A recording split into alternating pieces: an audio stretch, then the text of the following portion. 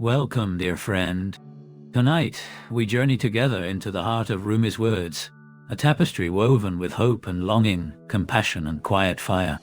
Let us breathe deeply, allowing his soulful whispers to move gently through us, a dance of reverence and reckoning, grace and fierce truth.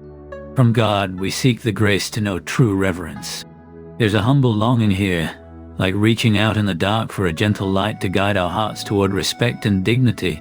When we lose that reverence, the rude are cut off from the mercies of the Lord. Fate closes its doors when manners are forgotten, and kindness fades from those who burn bridges with their words. This is a quiet tragedy. Rude hearts harm not only themselves, but also kindle fire that scorches every distant horizon, a wildfire of bitterness consuming all that is bright and beautiful. Yet amidst the flames, a feast descends gently from the heavens. Imagine the sky herself folding down gifts of sustenance and blessing, a tender miracle arriving softly from infinity, without barter, without speech or trade. Such pure kindness comes freely to those who open their hands and hearts to receive it. Among Moses' people stood just a few rare souls who understood the delicate dance between grace and fault. But the impatient cried out, "Where are the garlic and lentils?" Entitlement tore at the edges of divine bounty, fighting for more without care for the blessing itself. And so the heavenly table and bread were withdrawn, the well of mercy running dry, slipping far from grasp when we clutch and complain. We were left only with the hard toil of plow and sickle, the stark contrast of life's unyielding labor, no more soft miracles falling from the sky.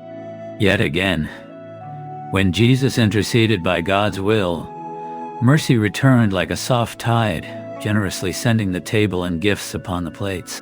What once was a heavenly feast became our share once more, a gentle reclaiming of grace made tangible, the sacred resting softly in our hands. When the plea was spoken, "Send down upon us a feast," hope fluttered in the silence. But again, the brazen set aside all grace, stubborn and unyielding, forgetting that rudeness burns the hands that hold the cup. Like beggars, they snatch the crumbs, hungry and grasping, tearing at holy gifts and losing their dignity to greed. Jesus in tender sorrow implored them, reminding of love and grace endless beneath our feet, infinite as the soil, yet fragile in the face of distrust. Doubt and covetousness spread like poison, dulling joys and dimming open hearts. Such disbelief, such hunger for more, becomes blasphemy before the table of the most gracious, defiling the sacred meal. From those unseen sinners born of greed, sin lingers quietly in shadows deep inside, waiting to leap from the roots of desire. Still, mercy lifts even the lowest spirits high, a gentle wind carrying them above dust and despair. The skies hold no anger, clouds will not forbid alms. Blessings rain steadily, steady and calm, even when we stumble into shame and error. Whatever darkness and sorrow come to you, as shadows wrap their fingers tightly, remember they may be lessons clothed in pain, not mere curses. Sometimes our own boldness and arrogance spin storms around us, breathing cold bitterness that blinds the heart. Those who dare without fear on the path of love risk losing their way. For passion without tenderness can wound just as deeply as it healed.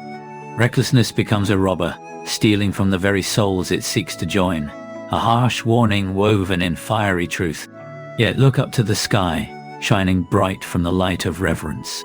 From pure, innocent respect comes the angel, sacred and gentle, guardians born of unspoiled manners and love untouched.